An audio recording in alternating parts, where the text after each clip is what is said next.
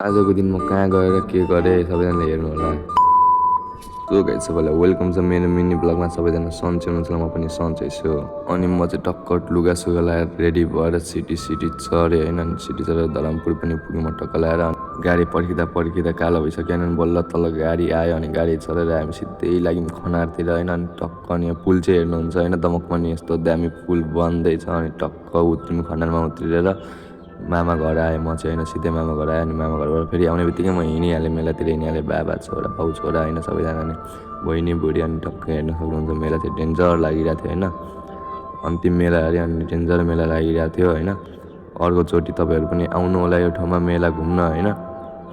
अनि टक्क अब बिस्तारै रात पनि पर्दै गयो। अनि हामी चाहिँ अब कालो न कालो आउँदैन होइन। तारे अनि जेरीसेरी खाइयो। अब जेरीसेरी खाएर अनि चाहिँ घर जाने भनेको, तर फेरि खाजा खाने अरे नि खाजा खाएर टक्क लाग्यौँ हामी घरतर्फ। आजको लागि यति नै, फेरि भेटौँला हामी नेक्स्ट मिनी ब्लगमा। Bye by.